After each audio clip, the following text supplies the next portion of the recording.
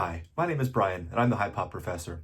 And a couple of videos ago, I went ahead and tested out the scanning component of the new PSA app, the update that they had that allows you to just scan a card and they'll tell you what it is. And so I was a little bit doubtful. I went ahead and tried a few, put it through the ringer, tested a few obscure parallels and variants of cards, and for the most part, it did a pretty good job. And of course, after I posted it, a couple of questions came in the comments, and some people are asking me about specifically Tiffany's, Topps Tiffany's. Will it recognize them? And I can't even believe that I managed to give the full test without even testing a few of them. And that made me wonder, well, what about Bowman Tiffany's? What about Fleer Glossies? What about all kinds of things? And what about cards that are of different size, right? Like the scanner doesn't have, there's nothing for scale. There's no ruler there showing you what the dimensions of the cards are. What about cards that are different sizes as well? So I decided to go ahead and test a little more and do a whole bunch of more tests on this, scan them. And so, yeah, we're going to go ahead and turn the camera around, and mostly I think I'm going to try to speed through a little bit more of this and really just give some of the results of the ones that did not scan. Most of them still did scan properly, but the bottom line here was that a disturbing proportion of Fleer Glossies, Topps Tiffany's, Bowman Tiffany's as well, they were confused. There were cases where both, it recognized a regular card as a glossy or a Tiffany, and the other way around as well. And so that's a problem. And what this really means is that you need to know what cards you have when you need to know what you have when you're submitting them, when you're dealing with them, because if they rely too heavily on this for the identification of your cards, you just don't know that they're going to get it right. And there's a lot of inconsistency here, even if most of them they got correct. So let's go ahead and turn the camera around, and we're going to take a look at round 2 of Can We Fool the PSA Scanner? So come join me and let's check out these cards. Okay, so let's take a look at some examples of cards that we were able to trip it up with. So first thing, I love this Gallery of Heroes stained glass card. It's just incredible. I absolutely love it. And I want to put this white background here so we can really see and really appreciate what that is. The problem is that these cards were also included as a jumbo box topper. And so, these cards are proportional to each other in every way, and the scanner cannot pick up and detect about the size difference. And so it nailed this one, got it. But the jumbo, when you're just zooming in on the card from the front or the back, it looks identical. And so it missed out on the jumbo. It could not distinguish that. So again, now in every one of these cases, however, I do have to say that that when I say that it didn't identify it, it wasn't the first choice listed.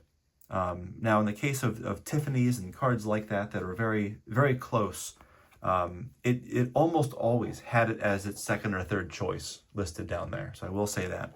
But on the same theme, other jumbo cards, we have this another 5x7. This is one of those Zenith, well before they did the Dare to Tear. There's a card stuck inside this one. In fact, you can rip it open. You can probably see the outline, there you go, of where this card should be. And who knows, there might be a really rare Epics card trapped in here. We don't know. But the point is, it looks just like the regular issue, the regular, Zenith card from '98. And so, yeah, we don't, it missed this as well. It called this the base card. And not just this, but how about the previous year, Zenith, the giant 8x10s. You got a couple 8x10s in there. Yeah, it mistook this for the regular base card. When I zoomed, just filled the entire screen with it. It couldn't tell. Now, curiously, one of the other missized cards that it did actually get was this jumbo box topper 95 Bowman's Best Refractor. Somehow, I think this one might not be exactly proportional. It might be a little bit too wide. The borders are a little bit thicker, it seems like, on this. And so for whatever reason, it knew this was a jumbo, or it recommended this as, it thought it was a jumbo as its first choice, and it actually got that somehow. So good for them. So it wasn't 100% loss with size difference. Oh, but I don't want to forget this little guy. Another one that tripped it up was the 91 Tops Micro. This little guy. So yeah, again, so size, size difference kind of goes both ways here. It can miss the big ones, it can miss the tiny ones, but even if it was able to get the here, it got the Desert Shield. I had to test that one out, but it missed the micro. It actually called it a Tiffany, and I think it did that because the back was just so bright. It has this bright pink on there, and so I suspect that's why it did that, but it did actually miss the micro, Tops Micro. So there's that. Okay, so let's go ahead and answer the question that was originally posed to us here. How does it do with Tiffany's? That's the big question here. And so let's go through and talk about it. Okay, so looking at these Tiffany's, we have some good news, and that is for the 91 Tiffany, the 90 Tiffany, the 89 Tiffany's, and the 88 Tiffany. It got them perfectly, and that's kind of interesting because it got them even though they were in a slab. So it's not that they could see that there was a glossy coat on these cards. They really couldn't see that. And I also tested out the Bowman Tiffany's, and it got them. It got both the 89 and the 90 Bowman Tiffany's. So good for them. Good for them that they got that. But they missed the 87. They missed the rookie Tops Traded Tiffany. Now, this is a little bit interesting because the Tops Traded Tiffany, Tops Traded has that light cardstock on the back, which I think is what tripped it up. But even with that light cardstock, so I'm going to compare this to just a regular Tops Traded. So this is the Tiffany version in the slab. This one is just the regular Tops Traded non-Tiffany. And so, yeah, you can't really see the surface of this, and I wouldn't try. This has a matte finish. It does not have a glossy finish.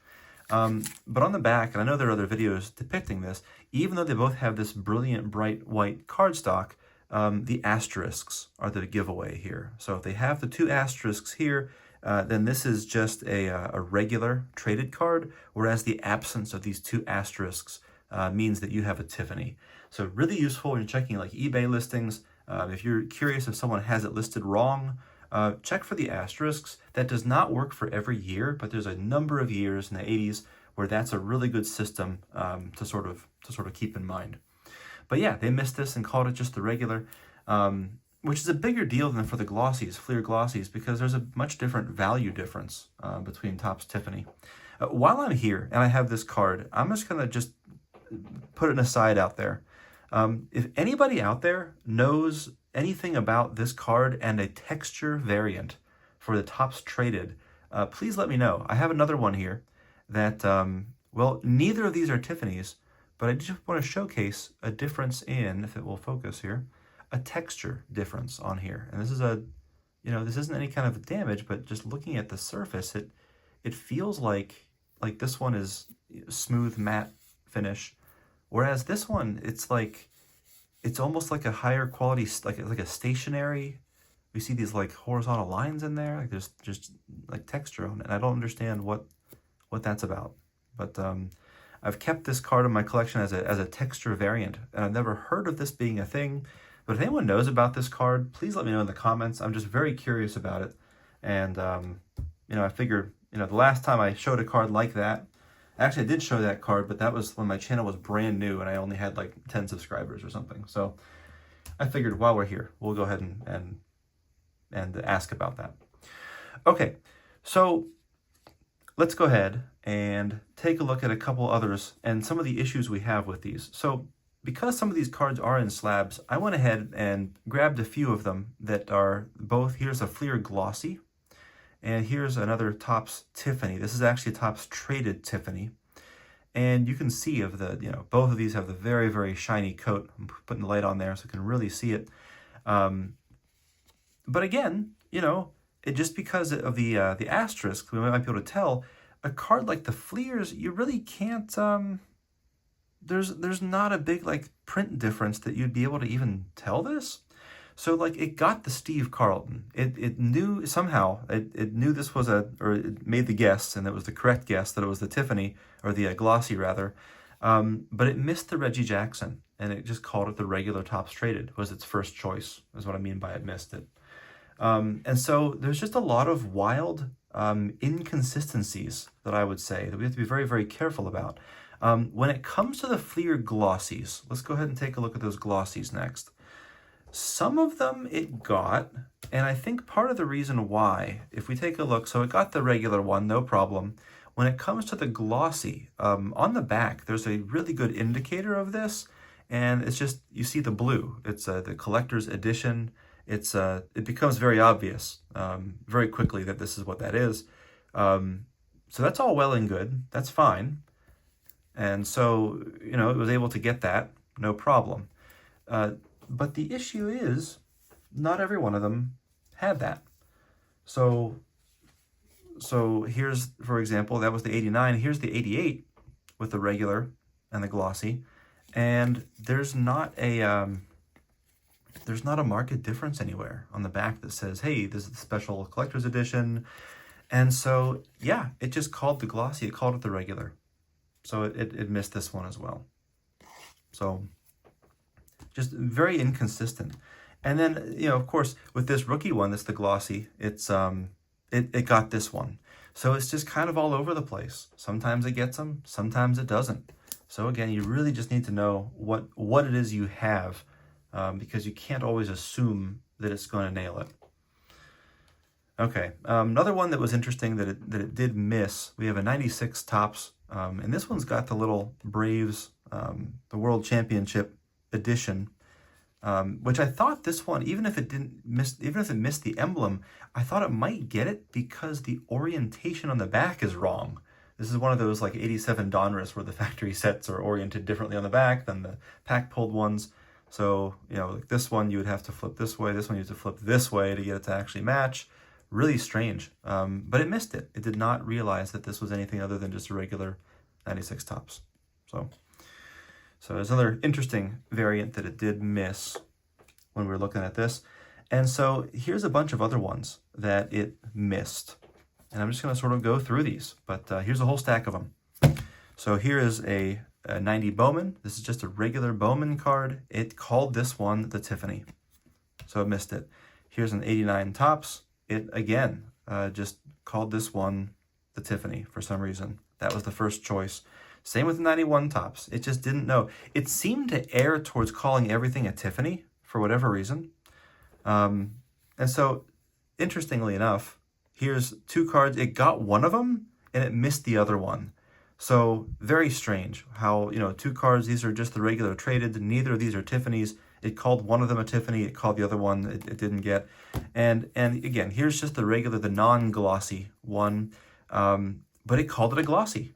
And so it kind of errs toward the glossier, shinier one for whatever reason. That seems to be like what it defaults to, which is fascinating because there's fewer of them out there, but I think a higher proportion of the glossies and the Tiffany's get submitted for grading.